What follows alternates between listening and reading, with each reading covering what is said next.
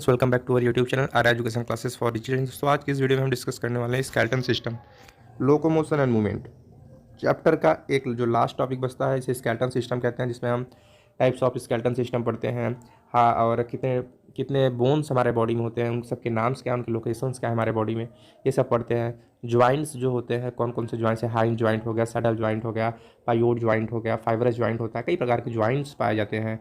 ठीक है, उसको पढ़ते हैं। तो इस प्रकार से जो लास्ट टॉपिक हमारा बचता है पूरा स्केलेटन सिस्टम के बारे में हम इसे पढ़ते हैं, और एक बहुत ही इंटरेस्टिंग टॉपिक है ये। ठीक है, तो जिसे हम पढ़ते हैं, और हमने इस पर एक वीडियो भी बनाया हुआ था, लेकिन मैंने उसको व्हाइट बोर्ड पे बनाया था और अपने बॉडी के थ्रू मैंने आपको समझाने की कोशिश किया था, लेकिन इतने अच्छे तरीके से उसमें आपको समझ में नहीं आया होगा, ऐसा मैं एक्सपेक्ट करता हूँ। क्योंकि देखिए, बायोलॉजी क्या है कि एक प्रकार का एक एक्सपेरिमेंटल साइंस होता है। ठीक है, एक कह सकते हैं प्रैक्टिकल साइंस होता है, जिसे हमको प्रैक्टिकली अगर बताया जाए तो लॉन्ग टर्म तक हमारी मेमोरी में सेट होता है और अच्छे से उसको हम कभी भी भूलते नहीं हैं। तो इसलिए मैंने सोचा कि कुछ एनिमेशन तरीके का वीडियो आपके लिए लाया जाए, क्योंकि ये जो टॉपिक है ना, ये ऐसे ही नहीं समझ में आएगा जब तक हम उस बोन्स को देखेंगे नहीं, उसकी लोकेशन को समझेंगे नहीं, हमारी बॉडी में इंटरनली एक्सटर्नली कहाँ वो एग्जिस्ट करता है। ठीक है, तो उस प्रकार का एक फील नहीं आ पाता। ठीक है, तो आज की इस वीडियो में मैं आपको एकदम कह सकते हैं कि पूरा गारंटी देता हूँ कि उसकी जो फील है ना, इंटरनल एक्सटर्नल अच्छे से आपको फील आ जाने वाला है। अगर नहीं आता फील, आपको समझ में नहीं आता, तो एकदम वीडियो को एकदम अनलाइक कर दिएगा, अनसब्सक्राइब कर, जो मन होगा वो करिएगा। लेकिन अगर आप कंसंट्रेट होकर देखोगे, अगर आपको सारी वीडियो तो अच्छे से समझ में, तो प्लीज़ सब्सक्राइब करिएगा, लाइक कीजिएगा और शेयर कीजिएगा। तो अगर आप ये पहली बार भी पढ़ रहे हो ना, फिर भी आपको एक समझ में आने वाला ही है, क्योंकि मैं एकदम बेसिक से स्टार्ट करने वाला हूँ। और विदाउट वेस्टिंग और कॉस्टली टाइम चलिए स्टार्ट करते हैं, क्योंकि एकदम बेसिक से चलेंगे तो वीडियो बहुत ज़्यादा लंबी भी हो सकती है, लेकिन हम कोशिश करेंगे कि इसको छोटी से छोटी भी इसको बनाया जाए और ज़्यादा से ज़्यादा जानकारी आपको दिया जाए। तो चलिए स्टार्ट करते हैं विदाउट वेस्टिंग और कॉस्टली टाइम। तो होता क्या, देखिए हमारी बॉडी, ह्यूमन बॉडी जो है, तो कई प्रकार के सबसे पहले हम बेस से शुरू करेंगे। ठीक है, जैसे बेस से शुरू करने का मतलब है, जब भी हम बेस की बात करते हैं, जब हम बेस की बात करें, जैसे कोई भी बिल्डिंग, ठीक है, हम कंपेरिजन करके जो आप डेली लाइफ में देखते हो ना, उसे कंपेयर करके आपको एकदम ईजी तरीके से बताने का प्रयास करेंगे और ज़रूर समझ में आएगा। देखिए, बस कंसंट्रेट कीजिए थोड़ा देर और आपको सारी चीज़ें समझ में आएंगी। जैसे बिल्डिंग की बात करें, तो बिल्डिंग जब हम बनाते हैं, कोई भी बिल्डर बनाता है कोई बिल्डिंग, आप देखे होंगे, अगर आपका घर बन रहा होगा तो सबसे पहले बिल्डिंग बनाने से पहले एक नीचे बेस तैयार किया जाता है। एक नीचे बेस तैयार किया जाता है और उस बेस के ऊपर ही हमारी जो घर होती है या फिर जो बिल्डिंग होता है उसको बनाया जाता है। ये बेस होता है। ठीक है, उसके ऊपर ये जो हमारा घर होता है, जो हमारा स्कूल्स, घर, कोई भी बिल्डिंग होता है, वो बनाया जाता है। ठीक है, तो बेस ज़रूरी होता है। ठीक है, बेस नहीं होगा तो ये घर नहीं हमारा बन सकेगा। ठीक है, वैसे जो हमारा शरीर है ना, एक बेस, एक बेसिक यूनिट होती है जिससे सारी चीज़ें मिलकर बनी होती हैं। तो जो बेसिक यूनिट होती है उसे सेल कहते हैं। और आप मतलब कि स्केलेटन सिस्टम के बारे में पढ़ रहे हो। ठीक है, लोकोमोशन एंड मूवमेंट चैप्टर पढ़ रहे हो, जो ह्यूमन फिजियोलॉजी में आता है। ह्यूमन फिजियोलॉजी के अभी लास्ट चैप्टर कह सकते हैं इसे कि locomotion and movement last chapter ही है उसका। उसके बाद neural control and coordination and chemical coordination है। तो कह सकते हैं एक प्रकार से लास्ट चैप्टर है human physiology, as well as class 11th का भी लास्ट चैप्टर आ जाता है। तो अगर आप ये पढ़ रहे हो तो आपको सेल के बारे में और टिश्यू के बारे में ये सब तो पता होगा ही। अगर आपको ये बेसिक चीज़ें नहीं पता है तो हो सकता है कि आपको कुछ कम समझ में आए, लेकिन देखिए इसे तो पता होना ही चाहिए आपको, क्योंकि क्लास 9th में भी इसे पढ़ाया जाता है, उसके बाद क्लास 11th में भी आप पढ़ते हो इसे, तो ये तो पता होना ही चाहिए आपको। ठीक है, बेसिक चीज़ें हैं ये, और ये अगर नहीं पता रहेगा तो आप किसी चीज़ को कंपेयर नहीं कर पाओगे, बात ये है। और जब कंपेयर नहीं कर पाओगे तो कैसे समझ पाओगे। ठीक है, तो सबसे पहले आप बेस तैयार किया करो अपना। तो किसी चीज़ को बनाने के लिए क्या किया जाता है, पहले बेस तैयार किया जाता है। तो जो बेसिक यूनिट होती है हमारे बॉडी की ना, उसे सेल कहते हैं। सेल जो होती है बेसिक यूनिट होती है, कह सकते हैं cell is the basic structural and functional unit of our life. Cell एक बेसिक यूनिट होती है जिससे मिल के पूरी हमारी बॉडी बनी होती है। अब कैसे मिलके बने, तो सेल सबसे छोटी इकाई, सबसे छोटी इकाई जो हमारी बॉडी की होती है वो सेल होती है। सबसे छोटी इकाई की बात कर रहे हैं। ठीक है, सबसे छोटी इकाई। अब आप कहेंगे तो सेल से भी छोटा तो एटम होता है, तो ऐसे नहीं कह सकते कि हमारी बॉडी जो हो, बॉडी की सबसे छोटी इकाई एटम होता है, तो बिल्कुल नहीं कह सकते। कि देखिए सेल जो है ना, किसी चीज़ की बेसिक यूनिट कब कहते हैं, जब वो चीज़ उस चीज़ में फंक्शनल होता है। हम एक लिविंग ऑर्गेनिज्म की बात कर रहे हैं, और लिविंग ऑर्गेनिज्म की अगर कोई बेसिक यूनिट लेंगे तो वो भी लिविंग होना चाहिए। तो सेल ही हमारा लिविंग होता है। अगर सेल के नीचे आप जाओगे, बायोमॉलिक्यूल्स आएंगे। बायोमॉलिक्यूल्स भी लिविंग नहीं होते। बायोकेमिकल रिएक्शंस, जो मेटाबॉलिक रिएक्शन होता है, वो लिविंग हो सकता है, लेकिन जो बायोकेमिकल्स होते हैं जिससे हमारा सेल मिलकर, जिससे मिलकर हमारा सेल बनता है, उसको कह सकते हैं, जो प्रोटीन, कार्बोहाइड्रेट, ये लिविंग नहीं होते। ठीक है, ये लिविंग नहीं होते, तो उसको भी हम एक बेसिक यूनिट नहीं कहेंगे। अब उसके नीचे भी आप जाएंगे तो एटम आता है। एटम से मिलकर सारे मॉलिक्यूल बनते हैं, तो एटम भी एक लिविंग नहीं कंसीडर किया जाता, इसलिए वो बेसिक यूनिट नहीं है। तो किसी भी जब लिविंग ऑर्गेनिज्म की बात की जाए तो वहाँ पे लिविंग चीज़ ही एक बेसिक यूनिट हो सकता है। तो सेल एक लिविंग है और सबसे छोटी इकाई है लिविंग बीइंग की, तो इसलिए इसको एक basic structure and functional unit of और लाइफ कहा जाता है सेल जो है, इसलिए। तो सेल को हिंदी में कोशिका कहते हैं। ठीक है, तो थोड़ी थोड़ी मैं हिंदी भी आपको बताता जाऊँगा जितना ज़रूरी है।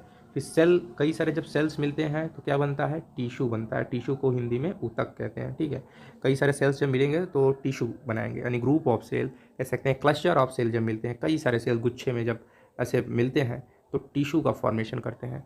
और जब कई सारे टिश्यू कह सकते हैं, जब कई सारे टिश्यू, ये मान लीजिए एक टिश्यू रेड वाला अलग टिश्यू है, और ये वाला जो कलर है ये अलग टिश्यू है, और कोई कलर ले लें हम तो ये एक अलग टिश्यू है, ठीक है। ऐसे कई प्रकार के जब डिफरेंट टाइप्स ऑफ टिश्यू मिलते हैं ना तो एक ऑर्गेन बनाते हैं। एग्जाम्पल के तौर पे अगर मैं बताना चाहूँ आपको, तो मान लीजिए एक लीवर हमारे पास अगर है, ठीक है, मान लीजिए हमारे पास क्या है, एक लीवर की बात अगर हम करें, ठीक है, तो लीवर जो है ना कई प्रकार के टिश्यूज से मिलकर बना, जैसे मसल टिश्यू, उसके बाद स्केलेटल टिश्यू, कई प्रकार के टिश्यूज से मिलकर बना होता है। ठीक, कोई भी एक ऑर्गेन अगर लेंगे आप तो उसमें देखेंगे तो उसमें इपिथेलियल टिश्यू आपको मिल जाएगा, नर्वस टिश्यू मिल जाएगा, ठीक है। तो ऐसे कई प्रकार के टिश्यूज आपको देखने को मिल जाएंगे, ठीक है। तो उस कई प्रकार के जो टिश्यूज जब मिलते हैं ना तो एक ऑर्गेन बनता है फाइनली। और जब कई सारे ऑर्गेन मिलते हैं तो एक ऑर्गन सिस्टम, अगर ऑर्गन सिस्टम की बात करें, ऑर्गन सिस्टम से डाइजेस्टिव सिस्टम हो गया, तो एक क्या है, एक ऑर्गन सिस्टम है। तो ऑर्गन सिस्टम में मैंने क्या कहा कि बहुत सारे ऑर्गन जब मिलते हैं तब एक ऑर्गन सिस्टम बनता है। तो डाइजेस्टिव सिस्टम जो है उसमें क्या क्या आएंगे, कई सारे ऑर्गन्स आते हैं, जैसे स्टमक आता है, स्टमक के बाद इंटेस्टाइन आता है, ठीक है, अमाशय, आंत, उसके बाद पैनक्रियाज आता है, गाल ब्लेडर आता है। तो कई सारे जब एक ऑर्गन ना कोऑर्डिनेटेड मैनर में वर्क करते हैं, और कई सारे जब ऑर्गन मिलते हैं तो एक ऑर्गन सिस्टम बनाते हैं, जैसे डाइजेस्टिव सिस्टम, ठीक है, एक ऑर्गन सिस्टम है। स्केलेटन सिस्टम, वैसे स्केलेटन सिस्टम भी हमारा एक सिस्टम है, ठीक है। हिंदी में सिस्टम को तंत्र कहते हैं। स्केलेटन सिस्टम मतलब कंकाल तंत्र, डाइजेस्टिव सिस्टम मतलब पाचन तंत्र, ठीक है। ऐसे कई प्रकार के जब ऑर्गन सिस्टम बनते हैं तो ऑर्गेनिज्म का निर्माण होता है, यानी ऑर्गेनिज्म बनता है। जैसे कि मान लीजिए ह्यूमन हमारा एक ऑर्गेनिज्म है, तो इसके अंदर कई सारे सिस्टम आपको देखने को मिलेगा, जैसे डाइजेस्टिव सिस्टम हो गया, सर्कुलेटरी सिस्टम हो गया, और रेस्पिरेटरी सिस्टम हो गया। तो कई प्रकार के सिस्टम आपको इसमें देखने को मिलेंगे। तो कह सकते हैं जितना कॉम्प्लेक्सिटी होगा ऑर्गेनिज्म में उतना ज़्यादा, मतलब कह सकते हैं उसमें मतलब कि ये जो सेल से टिश्यू, टिश्यू से ऑर्गन, ऑर्गन से ऑर्गन सिस्टम, यानी जो लेवल ऑफ ऑर्गेनाइजेशन होता है वो ज़्यादा देखने को मिलता है आपको। अगर जितना ही कॉम्प्लेक्स ऑर्गेनिज्म होगा उसमें ज़्यादा ही लेवल ऑफ ऑर्गेनाइजेशन देखने को मिलता है। जैसे एनिमल किंगडम अगर आपने पढ़ा होगा, तो एनिमल किंगडम में ये आपको दिखा था level of organization, cellular level है कि टिश्यू लेवल है कि ऑर्गन लेवल है कि ऑर्गन सिस्टम लेवल है। तो जैसे उसमें एक सीक्वेंस लिखाया जाता है हमें, अगर वो सीक्वेंस में आपको बताऊँ तो उस सीक्वेंस में होता क्या है, बेसिकली एक जैसे कि पोरीफेरा होता है हमारा, क्या होता है, पोरीफेरा होता है, ठीक है। पोरीफेरा के बाद सिलेंट्रेटा, सिलेंट्रेटा के बाद टीनोफोरा, टीनोफोरा के बाद प्लेटिहेलमिन्थिस, एस्किहेलमिन्थिस, एनेरिडा, आर्थ्रोपोडा, मोलस्का, ठीक है। ऐसे इकाइनोडर्मेटा, हेमिकोडेटा, कॉर्डेटा, ऐसे जो ये याद करते हैं हम, ये है क्या, ये किंगडम एनिमलिया के फाइलम है, ठीक है। Kingdom, phylum, class, order, family, genus, species, ये चीज़ें होती हैं। तो किंगडम जो एनिमलिया है ना, 5 किंगडम क्लासिफिकेशन अगर विटेकर ने बताया था कि भैया क्या क्या होते हैं हमारे पास, मोनेरा, प्रोटिस्टा, फंजाई, प्लांटियन, एनिमलिया। तो हम एनिमलिया किंगडम के फाइलम की बात कर रहे हैं यहाँ पे। एनिमलिया किंगडम हो गया, उसका जो फाइलम आता है उसकी बात कर रहे हैं, पोरीफेरा, ठीक है, सिलेंट्रेटा, टीनोफोरा। था इसमें जो ये फाइलम है इसमें हमको पढ़ाया जाता है कि लेवल ऑफ ऑर्गेनाइजेशन होता है। पोरीफेरा एक सिंपल एक ऑर्गेनिज्म है तो इसमें सेलुलर लेवल ऑर्गेनाइजेशन पाया जाता है। Coelenterata tissue level organization, Ctenophora में भी टिश्यू लेवल ऑर्गेनाइजेशन, प्लेटिहेलमिन्थिस आगे जाएंगे तो ऑर्गन लेवल, एस्किहेलमिन्थिस में ऑर्गन सिस्टम लेवल। तो जैसे जैसे कॉम्प्लेक्सिटी जो होती है ना ऑर्गेनिज्म की अगर बढ़ती जाती है वैसे वैसे उसका जो लेवल ऑफ ऑर्गेनाइजेशन होता है वो भी बढ़ता जाता है। तो ह्यूमन एक काफ़ी एक कॉम्प्लेक्स ऑर्गेनिज्म है जो कॉर्डेटा फाइलम में आता है। कॉर्डेटा में भी जो 3 ग्रुप थे, एक यूरोकॉर्डेटा, एक सिफेलोकॉर्डेटा और एक कौन था वर्टिब्रेटा, तो वर्टिब्रेटा में आता है। तो यानी इसमें क्या कह सकते हैं कि एक कॉम्प्लेक्स लेवल ऑफ ऑर्गेनाइजेशन पाया जाता है, यानी ऑर्गन सिस्टम्स के मतलब बहुत सारे ऑर्गन सिस्टम्स में प्रेजेंट होंगे। ये एक कॉम्प्लेक्स ऑर्गेनिज्म है। तो जैसा कि मतलब क्या क्या पाया जाता है, कौन कौन सा ऑर्गन सिस्टम, इसके बारे में आपको बता सकता हूँ कि सर्कुलेटरी सिस्टम, रेस्पिरेटरी सिस्टम, कई प्रकार के सिस्टम पाए जाते हैं। और ये एक जो सिस्टम होता है उसमें कई सारे ऑर्गन्स होते हैं, ये भी मैं आपको एक्सप्लेन कर चुका हूँ, ठीक है। देखिए ये सब आप सोच रहे होंगे कि ये सब मैं क्यों एक्सप्लेन कर रहा हूँ, इसका सिस्टम पढ़ा रहे हैं तो ये सब क्या फालतू बता रहे हैं। लेकिन देखिए चीज़ों को एक कनेक्टिविटी से अगर हम पढ़ते हैं तो हमें एकदम बढ़िया से मेमोरी में सेट हो जाता है, ठीक है, और बहुत लॉन्ग टर्म मेमोरी तक हमें एकदम याद रहता है। तो इसलिए मैं उसको बता रहा हूँ, थोड़ा समय देंगे, पढ़ेंगे, लेकिन अच्छे से पढ़ेंगे और पूरा क्लियर करेंगे, ठीक है। और ऐसा कुछ भी नहीं है जो आपके सिलेबस से बाहर हो, जब सब चीज़ें जो बता रहा हूँ ना ये सिलेबस में ही है, चाहे किसी और चैप्टर में हो लेकिन ये सिलेबस में ही है, ठीक है। तो यहाँ पे हमने आपको बताया कि इस प्रकार से सेल, सेल से टिश्यू, टिश्यू से ऑर्गन, ऑर्गन से ऑर्गन सिस्टम, इस प्रकार का ऑर्गेनाइजेशन हमारे बॉडी में पाया जाता है, ठीक है। तो इस प्रकार का ये जो ऑर्गेनाइजेशन है जो हमारे बॉडी में पाया जाता है उसी में हम एक आता है हमारा स्केलेटन सिस्टम। स्केलेटन सिस्टम भी एक क्या है, तंत्र है, क्या है, जैसे डाइजेस्टिव सिस्टम था, ठीक है, उसमें कई सारे ऑर्गन्स, ऐसे स्केलेटन सिस्टम होता है और स्केलेटन सिस्टम में कई सारे बोन्स आते हैं जो कई सारे अलग अलग लोकेशन पे लोकेटेड होते हैं, ठीक है। तो उसके बारे में हम इसमें पढ़ने वाले हैं, स्केलेटन सिस्टम के बारे में। तो स्केलेटन सिस्टम की बात करें अगर हम, तो इसको दो भागों में क्लासीफाई किया, दो तरीक़ों से क्लासीफाई किया गया। सबसे पहले अगर हम इसकी बाहरी मतलब बाहर और अंदर की लोकेशन की बात करें, तो एक होता है एंडोस्केलेटन, एक होता है एंडोस्केलेटन और एक होता है एक्सोस्केलेटन, ठीक है। एंडोस्केलेटन और एक्सोस्केलेटन। एंडो का मतलब तो आपको पता ही है कि एंडो का मतलब होता है अंदर। एंडो का मतलब क्या होता है, अंदर, इनसाइड, यानी जो बॉडी के जो अंदर है, ये जो हमारी बॉडी है इसके अंदर जितनी भी बोन्स हैं वो हमारे किस में आएंगे, एंडोस्केलेटन में आएंगे, एंडोस्केलेटन सिस्टम में। और जो बॉडी के बाहर जो बोनी स्ट्रक्चर है, कह सकते हैं जो डेड मटेरियल से मिलके बने होते हैं, उसको कहते हैं एक्सोस्केलेटन। जैसे कि नेल्स हो गया, नेल्स क्या है हमारा, एक्सोस्केलेटन। और आपने पढ़ा होगा कि जो आर्थ्रोपोड्स होते हैं उनका जो एक्सोस्केलेटन होता है वो काइटिन का बना होता है, ठीक है। तो वो एक्सोस्केलेटन होता है, समझ रहे हैं ना। तो एक्सोस्केलेटन में जो बाहर जितने भी बोनी लाइक स्ट्रक्चर प्रेजेंट होते हैं उसे एक्सोस्केलेटन कहते हैं। जैसे हमारे अंदर क्या होता है, हमारे बाहर नेल्स जो प्रेजेंट होते हैं वो एक्सोस्केलेटन, और जो बॉडी के अंदर पाया जाता है उसे एंडोस्केलेटन कहते हैं, ठीक है, कंकाल तंत्र। तो ये इस प्रकार से एक प्रकार डिवाइड किया गया है। और जो मेन है जिसे हम पढ़ने वाले हैं, जो पढ़ाया जाता है, वो है हमारा टाइप्स ऑफ स्केलेटन सिस्टम। से क्लासीफाई किया जाता है दो भागों में, ठीक है, on the basis of position of skeleton system in our body, ठीक है। तो उसको देखेंगे हम, वही इंपॉर्टेंट है, उसी से बहुत सारे क्वेश्चंस आ जाते हैं एग्जाम्स में। तो चलिए उसको हम देखते हैं आखिर है क्या हो। देखिए, तो जो हमारा स्केलेटन सिस्टम है उसे दो भागों में बांटा गया है। एक होता है एक्सियल, अगर हम यहाँ पे लिखें स्केलेटन सिस्टम, ठीक है, स्केलेटन सिस्टम, तो इसको दो भागों में बांटा गया है। एक होता है हमारा एक्सियल स्केलेटन सिस्टम और एक होता है हमारे पास अपेंडिकुलर। क्या होता है हमारे पास, अपेंडिकुलर होता है, अपेंडी, एक मिनट, अपेंडिकुलर, ठीक है, अपेंडिकुलर, ठीक है। अपेंडिकुलर स्केलेटन सिस्टम होता है। और जो एक्सियल, एक्सियल वर्ड से ही लग रहा है कि ऐसा स्केलेटन सिस्टम, मतलब जो हमारे बॉडी के एकदम एक्सिस पे जितने भी बोन्स पाए जाते हैं, जितने भी स्केलेटन स्ट्रक्चर्स होते हैं, उसे एक्सियल स्केलेटन सिस्टम में आते हैं। अपेंडिकुलर का मतलब अपेंडेज, आपने एक सुना होगा वर्ड, जो अपेंडेज होता है, अपेंडेज का मतलब होता है कि साइड वाइज जो चीज़ें होती हैं, ठीक है, अपेंडेज। तो अपेंडिकुलर स्केलेटन ऐसा स्केलेटन सिस्टम जिसमें जो बोन्स होते हैं, मतलब जितने भी बोन्स होंगे ना हमारे बॉडी के साइड वाइज में प्रेजेंट होंगे, साइड वाइज में जितने भी बोन्स प्रेजेंट होंगे वो अपेंडिकुलर स्केलेटन में आएंगे। एक्सियल मतलब जो बॉडी के एकदम सेंटर से जो एक एक्सिस पास कराई जाए, ठीक है, ऐसे बॉडी से एक्सिस पर पास कराई जाए, तो इस एक्सिस पे जितने भी बोन्स, इस एक्सिस जहाँ से एक्सिस पास कराए, इस एक्सिस के अलोंग जितने भी बोन्स आएंगे वो एक्सियल स्केलेटन के टाइप, मतलब एक्सियल स्केलेटन के अंडर आएंगे। और जो बॉडी के साइड वाइज में बोन्स आएंगे, इस एक्सिस के साइड वाइज में जो भी बोन्स आएंगे, जैसे कि जो हमारे लिम्स होते हैं, ये अपेंडिकुलर स्केलेटन में आएंगे। और जो हमारा स्कल होता है, वर्टिब्रल कॉलम हो गया, रिब्स हो गया, स्टर्नम हो गया, और जो भी ये चीज़ें हैं ये हमारे किस में आएंगे, एक्सियल स्केलेटन में आएंगे। और जो लिम्स हो गया, ग्रिडल्स हो गए, ये सब अपेंडिकुलर स्केलेटन में आएंगे, ठीक है। तो ये आपको आई होप आ गया होगा कि एक्सियल स्केलेटन मतलब जो बॉडी के एक्सिस पे जितने भी बोन्स आएंगे, ये हमारा स्कल जो मुंडी है ये कहाँ आ रहा है, एक्सिस पे ही तो जा रहा है। और स्टर्नम जिससे ये रिब्स हमारे जुड़े होते हैं, जो आगे का एक फ्लैट लाइक बोन होता है, वो भी कहाँ है, एक्सिस पे ही आ रहा है, तो एक एक्सियल स्केलेटन है। और अपेंडिकुलर मतलब जो साइड वाइज होते हैं, जैसे कि ये लिम्स हो गया जिसमें ह्यूमरस, अल्ना, रेडियस, ये सब आते हैं, तो ये अपेंडिकुलर स्केलेटन के टाइप हो गए। तो मेनली जो स्केलेटन सिस्टम है वो दो भागों में classify, axial skeleton and appendicular skeleton, ठीक है। अब डिटेल में हम समझेंगे कि एक्सियल स्केलेटन के कितने टाइप हैं, अपेंडिकुलर स्केलेटन के कितने टाइप हैं, और एक्सियल स्केलेटन के अंदर जो हमारा कितने प्रकार के एक्सियल स्केलेटन में से डिवाइड किया गया स्केलेटन, एक्सियल स्केलेटन को भी, जैसे इसमें स्कल आ जाता है, ठीक है, वर्टिब्रल कॉलम आ जाता है, ठीक है। तो ये सारी चीज़ें हम डिस्कस करेंगे और इतना अच्छे से आपको एनिमेशन से बताया जाएगा, तो सारी चीज़ें क्लियर हो जाएंगी। तो विदाउट वेस्टिंग और टाइम चलिए स्टार्ट करते हैं। तो स्केलेटन सिस्टम पढ़ने वाले हैं, तो हम स्केलेटन सिस्टम को ही अब रिव्यू करते हैं आपके सामने, ठीक है। तो यहाँ पे हमारा स्केलेटन सिस्टम आ गया है, ठीक है। एक एक स्केलेटन सिस्टम आपको अच्छे से बताया जाएगा, ठीक है, एक एक इसका जितना भी वो है। देखिए, तो आपके सामने एक स्केलेटन सिस्टम आ चुका है, आपके स्क्रीन पे आपको दिख रहा होगा। और आपको ये सिर्फ ऐसे दिख रहा है ना, अभी हम एक जैसे कि एक स्कल को पूरा एकदम लेके एकदम उसके अंदर आपको ये स्कल को, खोपड़ी को खोल के दिखाएंगे कि कौन सी बोन कहाँ लोकेटेड होती है, एकदम उसको आज इसको खोलने वाले हैं हम, ठीक है। तो चलिए हम देखते हैं आपके जो स्केलेटन सिस्टम है हमारा। जैसा कि मैंने बताया कि जो एक्सिस होती है बॉडी से पास करती है, उस एक्सिस के लॉन्ग जितने भी बोन्स आएंगे वो एक्सियल स्केलेटन में आएंगे। तो हमारा जो ये स्कल है ये किस में आ रहा है, बॉडी के एक्सिस के लॉन्ग आ रहा है, तो एक्सियल स्केलेटन। और ये जो स्टर्नम है, स्टर्नम कहाँ है, ये जो फ्लैट लाइक बोन होती है जिससे ये पूरे रिब्स जुड़े हैं ना, ये आगे वाली जो है वेंट्रली बोन जो ये लोकेटेड है। वेंट्रल का मतलब होता है आगे और डॉर्सल का मतलब होता है पीछे, ठीक है।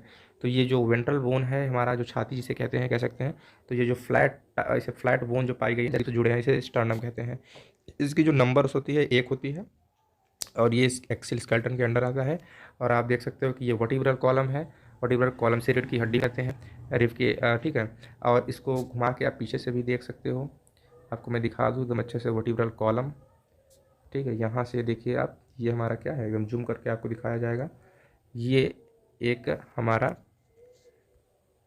1 मिनट, हाँ, तो आपको दिख रहा होगा पीछे कि ये हमारा जो है ये स्केलेटन सिस्टम, जो एक्सियल स्केलेटन होता है जिसमें हमारा स्कल आ जाता है, उसके बाद ये जो पीछे वर्टिब्रल कॉलम दिख रही है ये आ जाता है, और आगे जो मैंने आपको दिखाया वो स्टर्नम आ जाता है। और ये सारी बोन जो एक्सिस से पास करें ये इसमें आती हैं। और रिब केज जो देख रहे हैं ये भी इसमें ही आ जाता है। अब अपेंडिकुलर स्केलेटन की अगर बात करें हम, तो इस अपेंडिकुलर स्केलेटन के अंदर क्या क्या आता है, ठीक है। सॉरी, ये रेस्पिरेटरी सिस्टम खुल गया। हाँ, तो यहाँ पे हम देख लेते हैं। तो एक्सिल स्केलेटन की हमने बात कर ली कि एक्सिल स्केलेटन में स्कल आ जाएगा, वर्टिब्रल कॉलम आएगा, रिब केज आएगा, स्टर्नम आएगा, ये सारी चीज़ें एक्सिल स्केलेटन। अब जितनी भी चीज़ें बची हैं ना वो अपेंडिकुलर स्केलेटन में डाल दो। जैसे क्या क्या बची, ये लिम्स बच गए, हाइंड लिम, सॉरी ये फोर लिम हो गया, ये हाइंड लिम हो गया। और क्या बचा है हमारे पास, ये ग्रिडल्स, ये पेल्विक ग्रिडल हो गया, ये पेक्टोरल ग्रिडल हो गया। तो ये जो ग्रिडल हो गया ना ये अपेंडिकुलर स्केलेटन के अंदर आ जाए। अब अगर मैं आपको एकदम अच्छे से रिटर्न में अगर मैं बताना चाहूँ आपको, तो कैसे बताऊँगा, ये देखिए। देखिए होता क्या है, पहले हमने पढ़ा कि जो हमारा स्केलेटन सिस्टम था, ठीक है, 1 मिनट, स्केलेटन सिस्टम था, जैसे मैं बोल रहा हूँ तो आपको समझ में आ रहा होगा, बस एक समझाने के तरीके से मैं ये लिख रहा हूँ, ठीक है। इस स्केलेटन सिस्टम को किसने भागों में बांटा हो गया, 2 में, एक हो गया एक्सियल और एक हो गया अपेंडिकुलर। क्या हो गया, अपेंडिकुलर, ठीक है। तो अब हम पहले एक्सियल की बात कर लेते हैं। तो अगर हम एक्सियल स्केलेटन की बात करें, एक्सियल की, तो एक्सियल के अंदर क्या क्या आया भाई, एक्सियल के अंदर हमारे पास स्कल आ जाता है, वर्टिब्रल कॉलम आ जाता है, ठीक है, वर्टिब्रल कॉलम, और क्या आता है, और आ जाता है हमारे पास स्टर्नम, और आता है रिब केज, ठीक है, रिब केज आ जाता है। अब एक एक बात करें, पहले स्कल की बात कर लें। तो स्कल कितना होता है, 29 बोन्स स्कल में होते हैं। वर्टिब्रल कॉलम में 26 बोन होते हैं एडल्ट में, और 33 होते हैं किसमें, जो बेबी तुरंत अभी बर्थ हुआ है जिसका, ठीक है, उसमें जो ये होते हैं सैक्रम और कॉसिक्स जो होते हैं फ्यूज नहीं हुए रहते हैं, इसलिए ऐसा होता है। अभी मैं वर्टिब्रल कॉलम को भी याद करने का तरीका आपको बताऊंगा, ठीक है। उसके बाद कौन सा आता है, स्कल हो गया, वर्टिब्रल कॉलम हो गया, स्टर्नम हो गया, स्टर्नम तो एक ही होता है, और रिब हो गया। रिब्स कितने होते हैं, 24 होते हैं, 12 पेयर या कह सकते हैं 24 इन नंबर, ठीक है। तो इतनी चीज़ें क्या हो गई हमारी एक्सियल स्केलेटन में आ गई। अभी स्कल को भी अगर हम देखें तो स्कल में कितने बोन आते हैं, 29 बोन्स आते हैं। तो स्कल को भी अगर हम देखें तो उसमें 29 बोन्स आते हैं। कौन कौन से आते हैं, बस अभी मैं रिटर्न बता रहा हूँ, अभी एक एक चीज़ को मैं लेके एनिमेशन से बताऊँगा और तभी मजा आएगा। तो स्कल को अगर हम बांटे ना, तो इसमें एक क्रेनियम आता है। क्या आता है, क्रेनियम, जिसे ब्रेन बॉक्स कहते हैं। इसमें ब्रेन हमारा प्रोटेक्टेड होता है, और ये कितना होता है, 8 होता है। और क्रैनियम के बाद जो होता है हमारा, क्रैनियम के बाद क्या आता है, फेसियल बोन आ जाता है। फेसियल मतलब जो चेहरे की हड्डी होती है, ठीक है, फेसियल बोन आता है, ये 14 होता है। और उसके बाद आता है कौन सा, फेशियल बोन हो गया, क्रैनियम हो गया। ईयर ऑसिकल्स आते हैं। ईयर ऑसिकल जो कान की हड्डियाँ होती है, जो ये जिसका क्या नाम है उसका, मैलियस इनकस स्टेपिस, 3 होते हैं, और दोनों कानों को मिला के 6 हो जाते हैं। तो ईयर ऑसिकल्स की संख्या कितनी हो गई, 6 हो गई। उसके बाद एक बोन आता है हायोइड बोन, जिससे हमारी जो टंग होती है वो अटैच होती है। और ये हायोइड बोन जो होता है, HYOID जिसका स्पेलिंग है, हायोइड बोन जो होता है ये फ्री बोन होता है, आर्टिकुलेट नहीं होता, यानी किसी और बोन से ये जुड़ा नहीं होता, किसी से फ्यूज नहीं होता है। एक सिंगल बोन होता है, हॉर्सो टाइप होता है, यू शेप कह सकते हैं इसे, ठीक है। और ये जो होता है इसी से हमारी जो जीभ होती है, जो हमारी टंग होती है, अटैच होती है, ठीक है। हायोइड बोन ये एकदम फ्री होता है, फ्री बोन कह सकते हैं आप इसे, ठीक है। तो इतने बोन ये क्या हो गए, स्कल के हो गए। और स्कल एक्सियल स्केलेटन में आ रहा था, ठीक है। अब और इस एक्सियल स्केलेटन में क्या था, तो वर्टिब्रल कॉलम था जो मैंने बताया कि 26 होते हैं। उसके बाद स्टर्नम था, उसके बाद क्या था, रिब केज था। रिब्स की बात करें अगर, तो रिब्स में देखिए true rib, false rib, true ribs होती है, फाल्स रिब और फ्लोटिंग रिब्स होती है, ठीक है। ट्रू रिब्स मतलब कि जो स्टर्नम से डायरेक्टली जुड़े हों आगे के साइड, यानी वेंट्रली, वेंट्रली ये जो रिब केज होते हैं ये किससे जुड़े हों, स्टर्नम से, और डॉर्सली यानी पीछे के साइड से ये वर्टिब्रल कॉलम से जुड़े हों, तो उसे ट्रू रिब कहते हैं। तो ये ट्रू रिब। और फाल्स रिब किसे कहते हैं, जो ये रिब्स से ही जुड़े होते हैं, यानी ये कोई एक रिब्स देख सकते हैं, अगर जूम करके मैं दिखाऊँ आपको एकदम अच्छे से तो देख सकते हैं आप इसे। देखिए ये रिब्स हमारा जो है ना, दिख रहा है आपको, देखिए अब आपको इसमें दिख रहा है कि ये जो रिब्स हैं, देखिए ये डॉर्सली किससे सॉरी वेंट्रली किससे अटैच है, ये स्टर्नम से अटैच है, ये स्टर्नम है फ्लैट बोन। और अगर आप देखेंगे ना पीछे के साइड से, तो ये रिब जो हमारा है सॉरी जो वर्टिब्रल कॉलम है इससे अटैच होते हैं, उसे ट्रू रिब कहते हैं। फॉल्स रिब किसे कहते हैं, देखिए ये फॉल्स रिब है जो इसी रिब्स से जुड़ी है, देखिए ये इसी रिब से निकल रही है, ये इससे अटैच नहीं है, ठीक है, और इस फिर जाके यहाँ से जुड़ी होगी, तो उसे फॉल्स रिब कहते हैं। और ये देखिए जो नीचे वाली रिब्स है ये किसी से नहीं जुड़ी है, ये नीचे वाली दिख रही है आपको, एक मिनट, ये जो नीचे वाली है ना, ये क्या है, ये फ्लोट कर रही है, किसी से नहीं जुड़ी है, ना तो आगे किसी से ना तो पीछे किसी से, तो ये फ्लोटिंग रिब्स होती हैं। ठीक है, तो आई होप ये समझ में आया होगा आपका। ठीक है, तो ये रिब्स के बारे में हो गया। तो एक्सिल स्केलेटन तो सारा ही हो गया। ठीक है, अब अपेंडिकुलर स्केलेटन की बात कर लेते हैं। तो अपेंडिकुलर स्केलेटन में क्या क्या आते हैं, अपेंडिकुलर स्केलेटन में अगर मैं इसको आपको ऐसे बताना चाहूँ तो ऐसे बताता हूँ मैं आपको कि अपेंडिकुलर स्केलेटन, ये चल क्यों नहीं रहा है भाई, हाँ, अरे भाई ऐसा क्यों कर रहे हो तुम, कोई बात नहीं, हमारे पास दूसरा है। तो ये हमारे पास जो अपेंडिकुलर स्केलेटन होता है ना, जो अपेंडिकुलर स्केलेटन होता है समझ लीजिएगा आप ऐसे। तो अपेंडिकुलर स्केलेटन को हम किस में बांटते हैं, एक तो होता है हमारे पास क्या, लिम्स होते हैं हमारे पास, क्या होते हैं, लिम्स होते हैं। और एक होता है हमारे पास गिरडल, क्या होता है, गिरडल।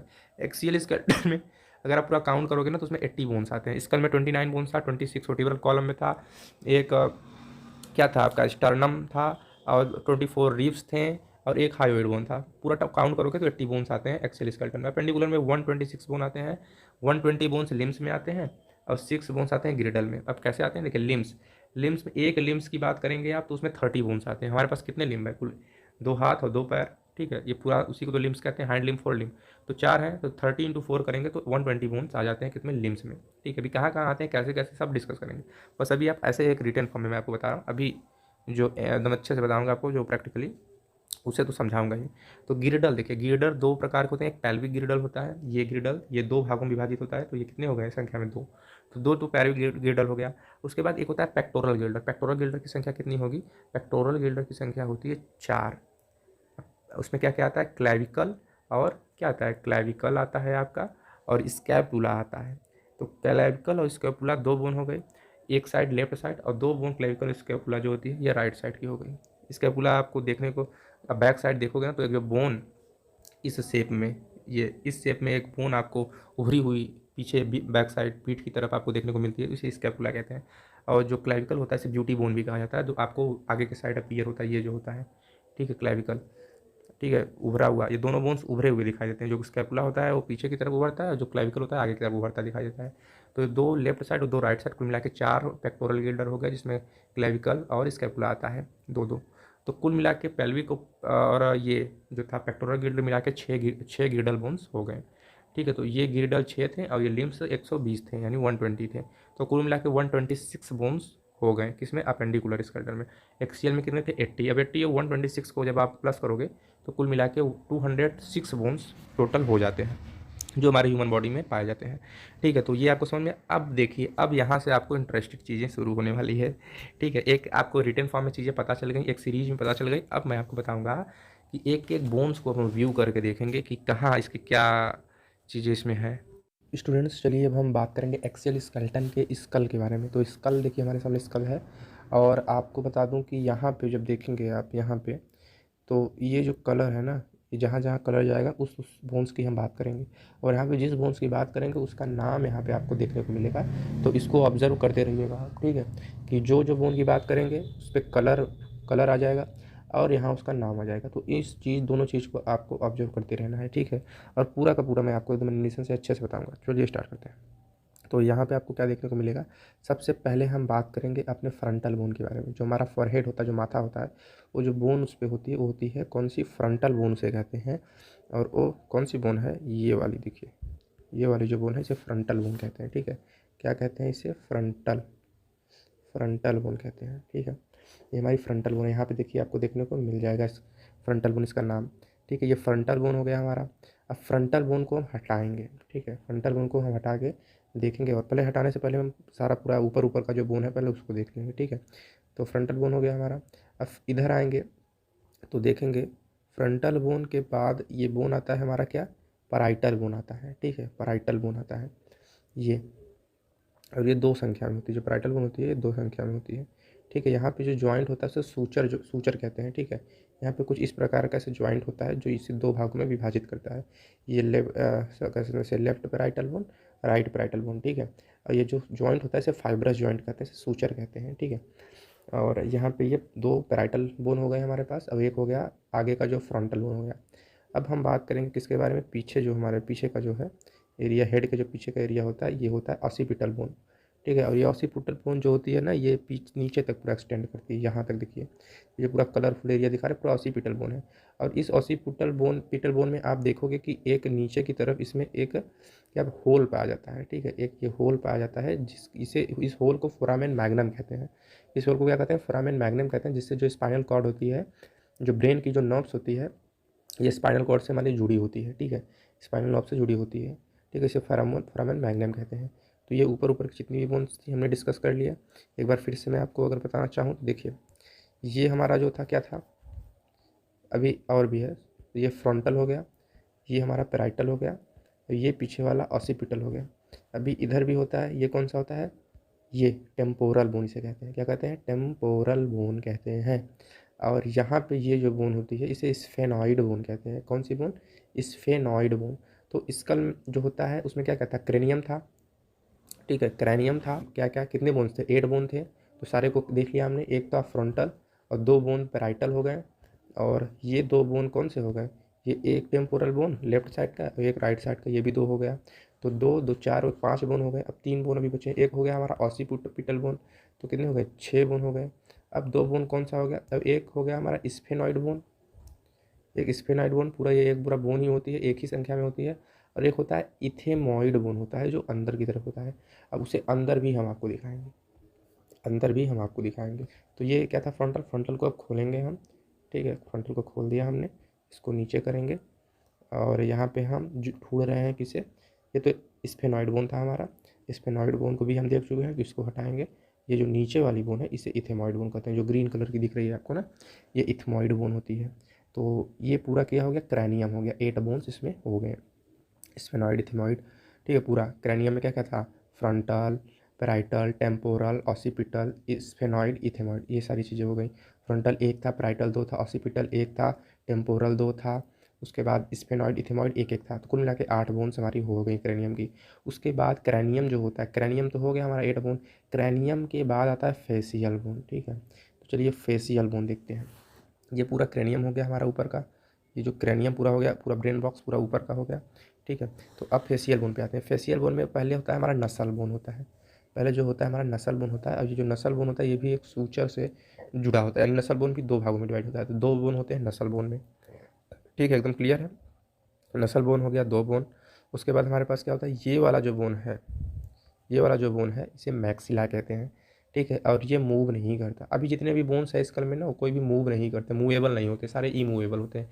सिर्फ एक ही ऐसा बोन होता है पूरे स्कल में जो मूव करता है, जो मूवेबल होता है, उसका नाम है मैंडिबल। ये नीचे वाला जो दिख रहा है मैंडिबल।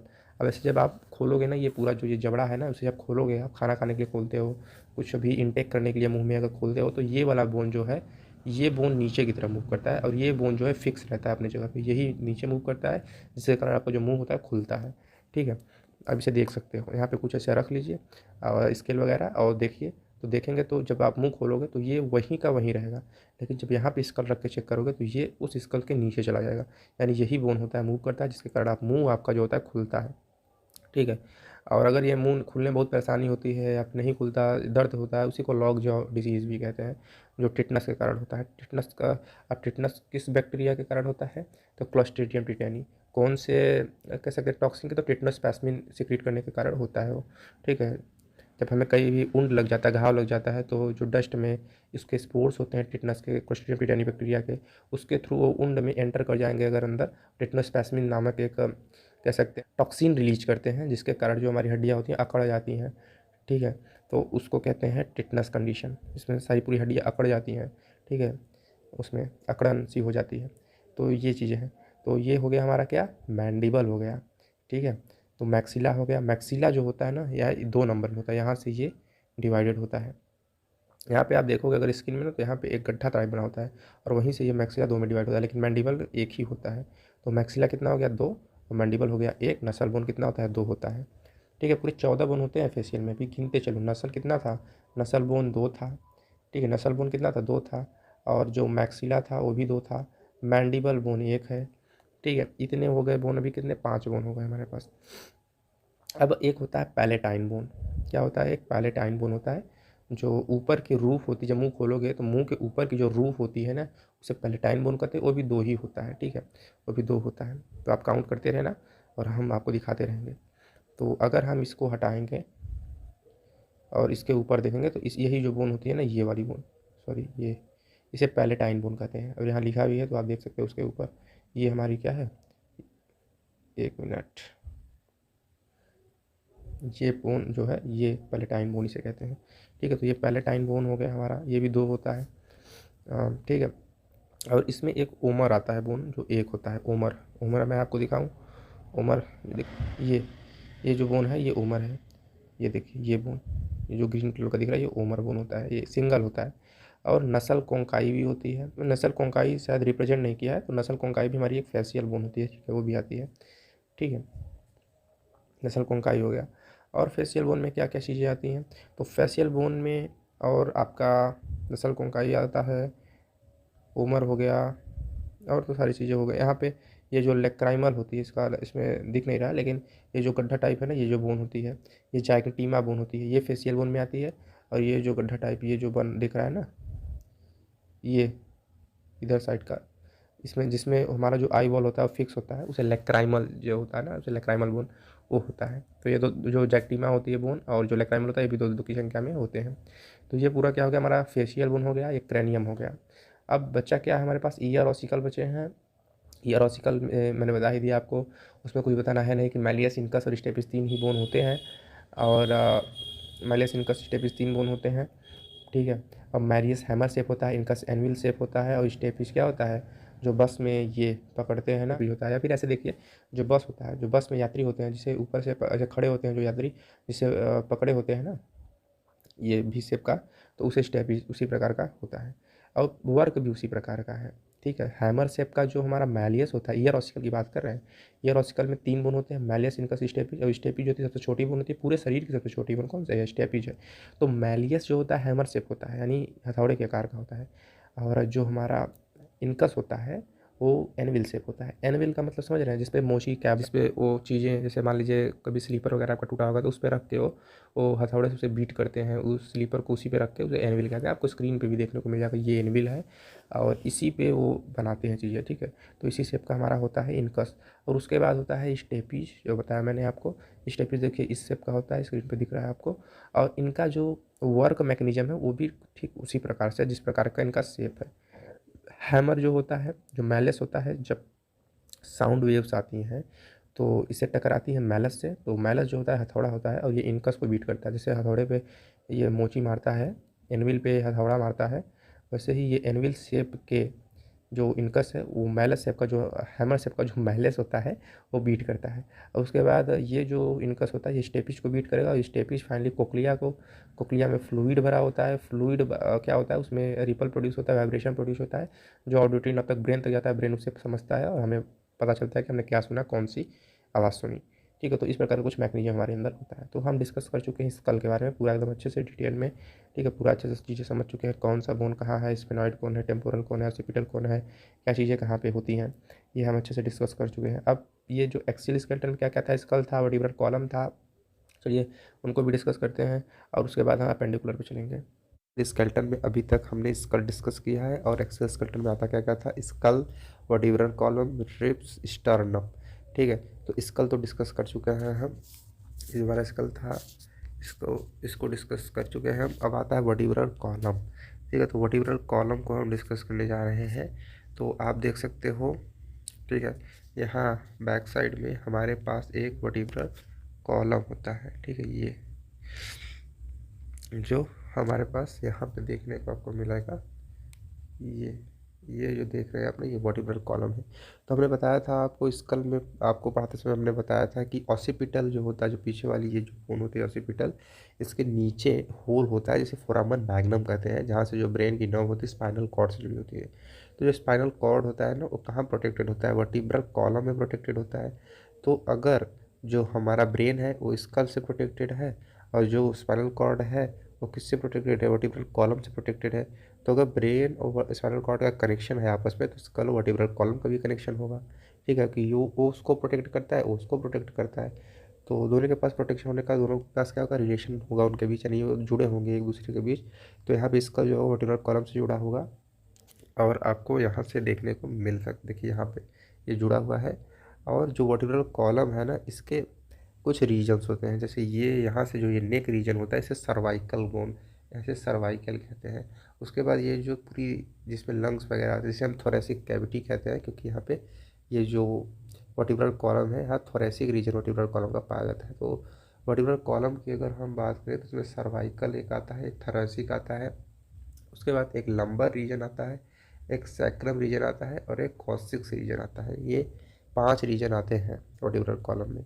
ये पहला नेक रीजन होता है जिसे सर्वाइकल कहते हैं, सर्वाइकल बोन इसमें आते हैं, इसमें कुल 7 बोन आते हैं। ठीक है, और उसके बाद यहाँ पे ये जो होता है हमारा थोरेसिक, इसमें 12 यानी 12 बोन आते हैं। ठीक है, उसके बाद लंबर यानी जो यहाँ का रीजन होता है, यहाँ पे किडनी पाया जाता है। ठीक है, तो यहाँ ये जो लंबर रीजन है इसमें 5 बोन होते हैं।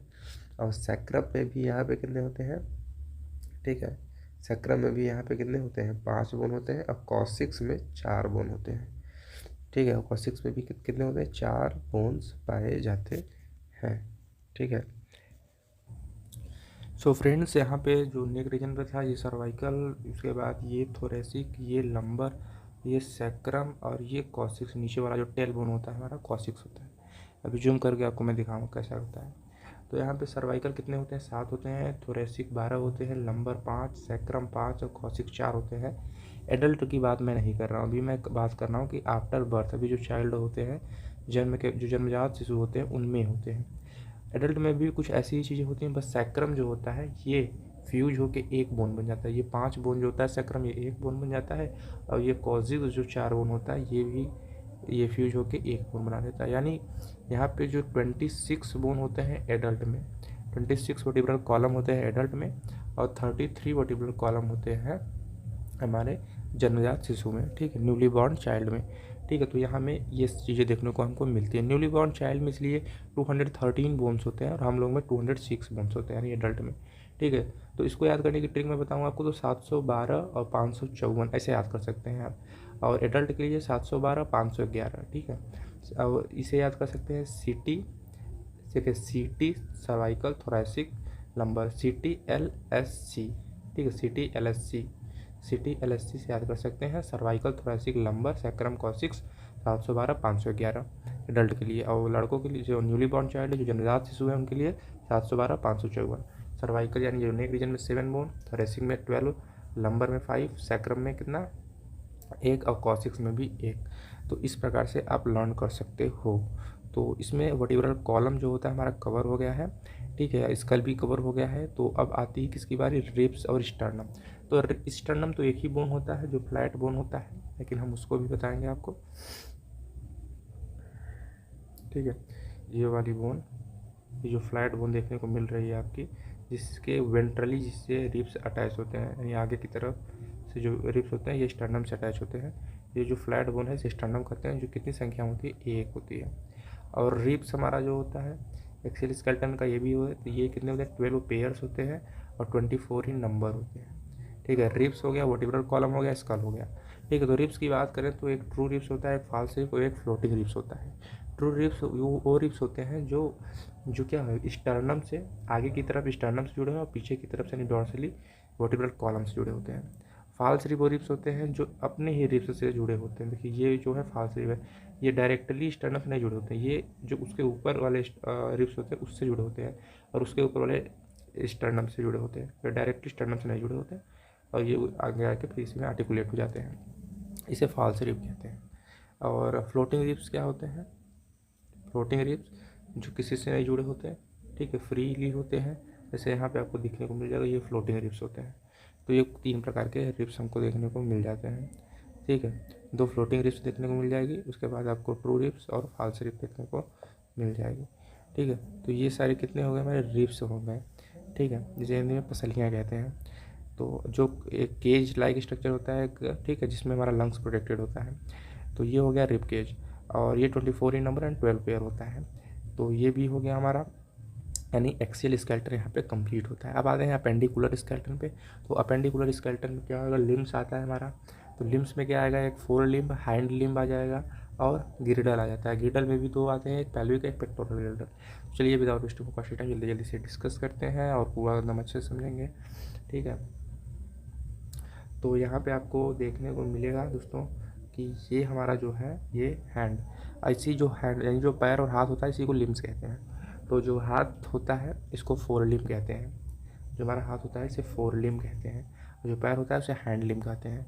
तो अगर एक हाथ की हमको बोन पता चल जाए तो जितना एक हाथ में होगा उतना दूसरे हाथ में भी होगा, तो ऐसे हमें पता चल जाएगा। एक पैर का पता कर लेंगे तो दूसरे पैर का भी उतना ही होगा, तो ऐसे करके हम कर लेंगे। तो इस प्रकार से लिप्स की बोन्स हमें पता चल जाएंगी और उसके बाद हम गिरडल्स देखेंगे। तो लिम्स की बात करें तो सबसे पहले हाथ में यानी फोर लिम्ब की बात करें तो एक ह्यूमरस बोन होता है, एक सिंगल बोन होता है ह्यूमरस। उसके बाद एक जो कि अंगूठे की तरफ होती है बोन, यहाँ से 2 बोन हो जाती है, यहाँ पे 2 बोन, नीचे की तरफ 2 बोन होती है। एक अंगूठे की तरफ जो होती है उसे रेडियस कहते हैं, और जो अंगूठे की तरफ नहीं होती उसे अल्ना कहते हैं, ठीक है। उसके बाद यहाँ पे जो कलाई की बोन होती है उसे कार्पल, जिसे जो 8 नंबर में होती है, कितनी होती है 8 होती है। उसके बाद मेटाकार्पल 5 होती है, और फाइलेंजेस यानी जो उंगलियाँ होती हैं उनमें जो बोन्स होती हैं वो 14 बोन होती हैं, ठीक है। तो कुल मिला के इस प्रकार से 27 बोन हो गई, और यहाँ पे अल्ना, रेडियस और ह्यूमरस मिलकर 3, यानी कुल मिला के 30 बोन हो गए। यानी एक हाथ में 30 और दूसरे हाथ में भी 30, कितने हो गए 60 बोन्स हो गए, ठीक है, 60 बोन्स हो गए यहाँ पे। अब हम नीचे देखते हैं, पैर की हड्डियों को देखते हैं, यानी हैंड लिम्ब को देखते हैं।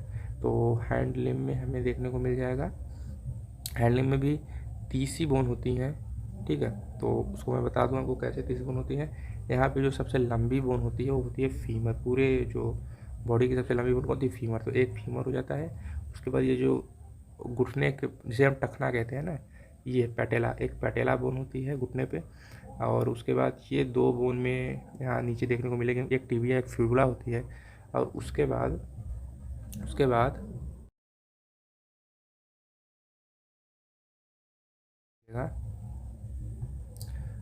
यहाँ पे आपको एक टार्सल दिखता है, एक मेटा टार्सल। तो टार्सल कितना बोन होता है, तो जो हमारा टार्सल से कार्पल था ना, तो कार्पल में कितने थे 8 बोन, लेकिन यहाँ पे टार्सल पे 7 बोन सिर्फ होते हैं। और मेटा टार्सल जो होता है, मेटा टार्सल में तो 5 ही होंगे, और फेलेंजेस में भी कितने होंगे 14 ही होंगे।